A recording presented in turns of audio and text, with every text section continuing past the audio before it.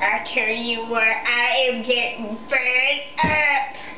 My husband always says these same phrases every day, over and over again. He says, "Why are you doing it that way?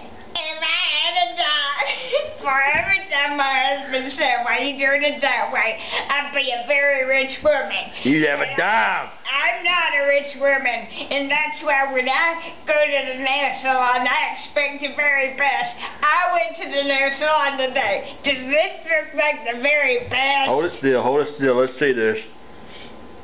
What the heck? Who'd you go to? I went to that one downtown, and I told that girl as she was working on my nails, I said, "If you mess up my nails, I'm gonna beat you to the bone."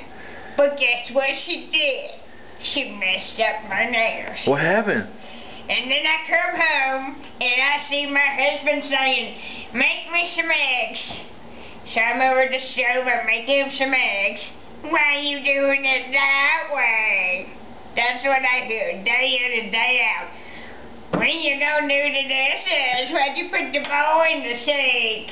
I'm gonna have to do laundry.